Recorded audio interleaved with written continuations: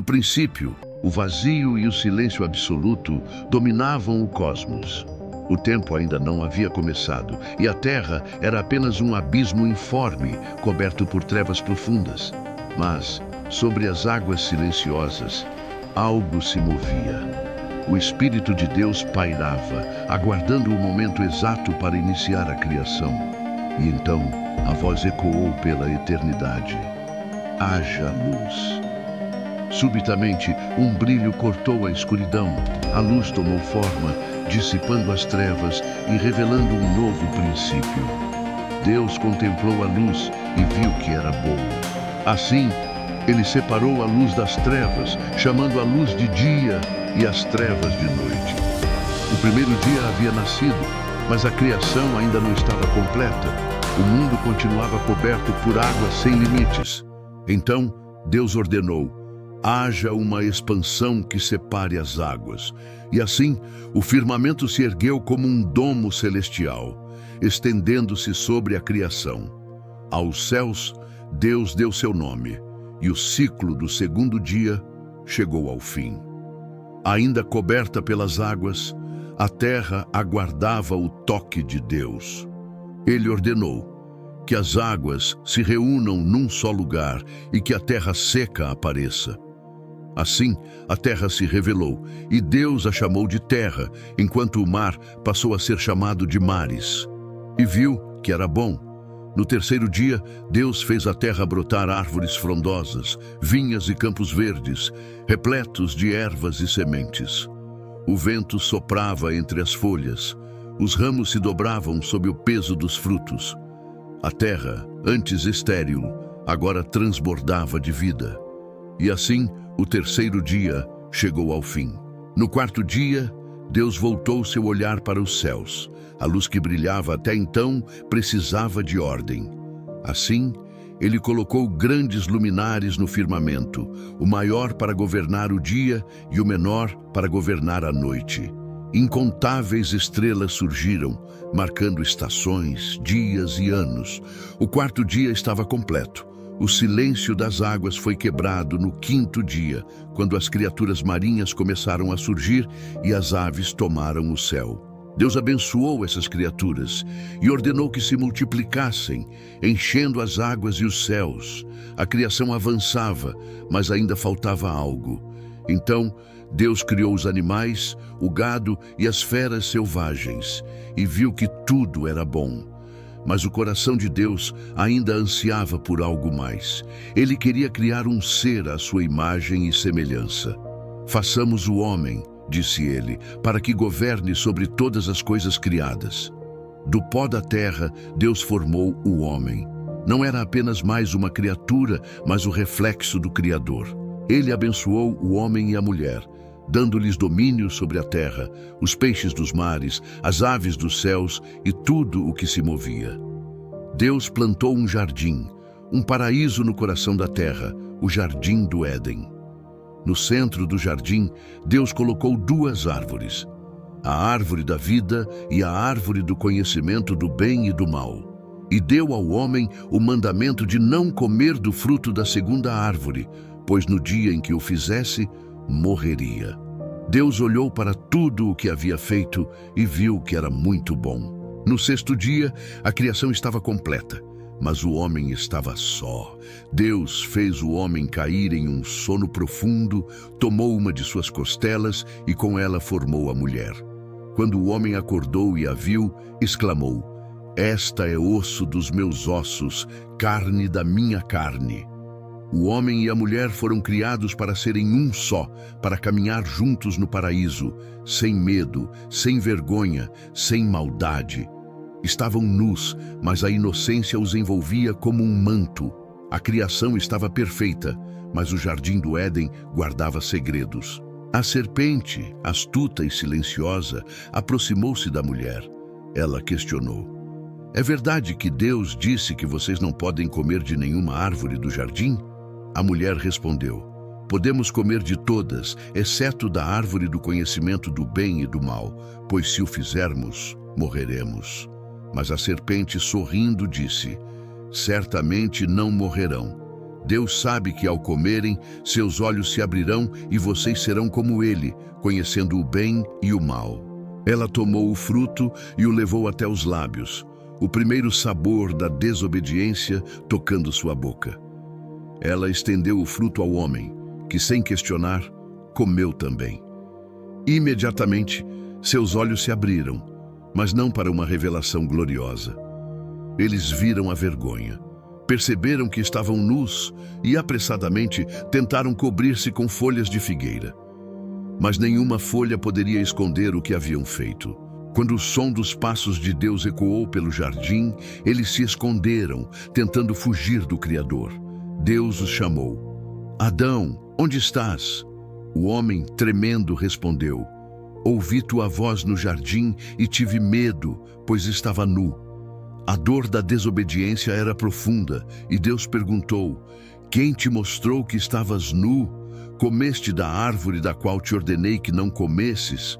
Adão respondeu: a mulher que me deste por companheira, ela me deu do fruto e eu comi.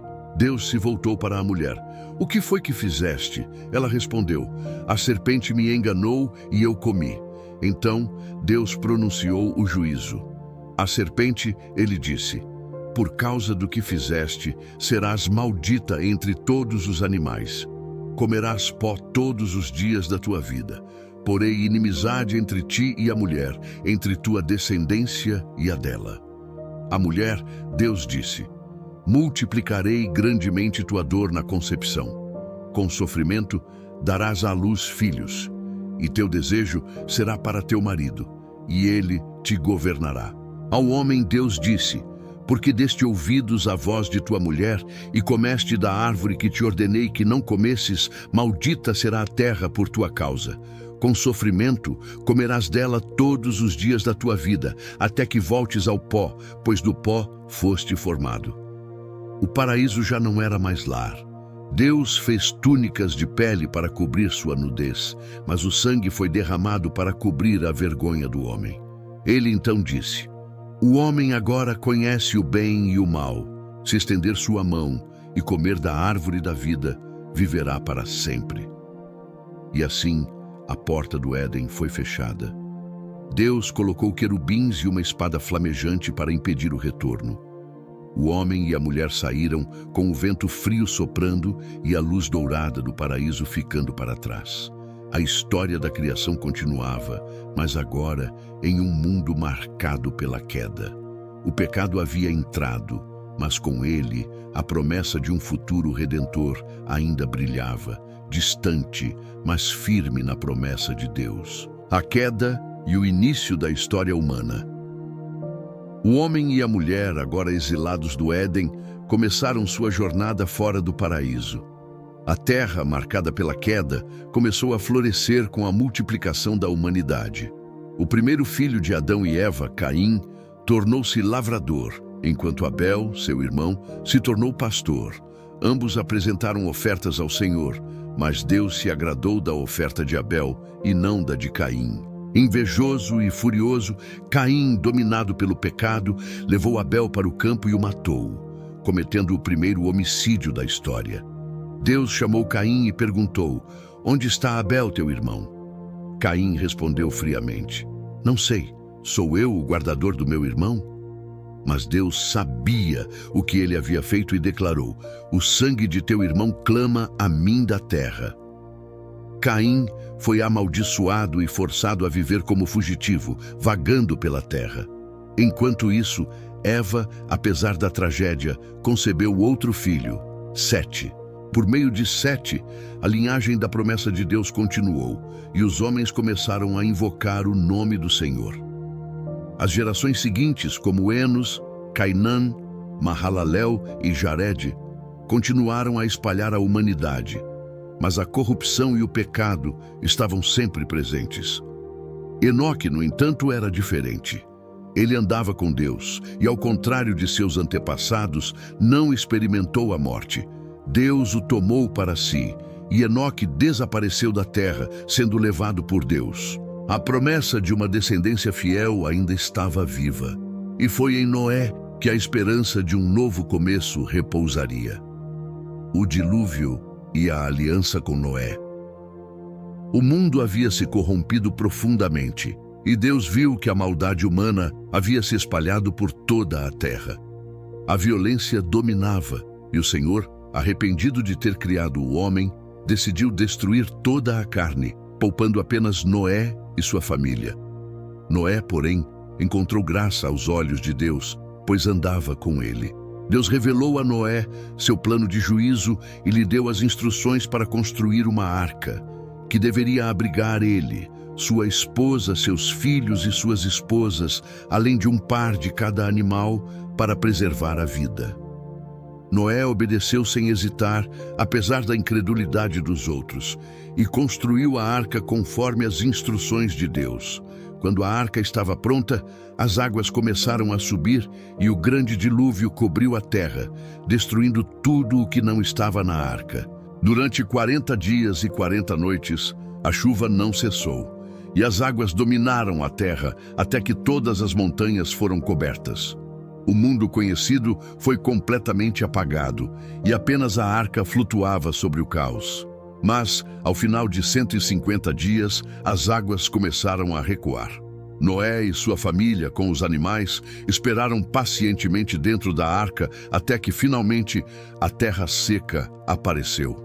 Noé saiu da arca, e Deus estabeleceu uma nova aliança com ele e com a terra, prometendo nunca mais destruir a humanidade com um dilúvio.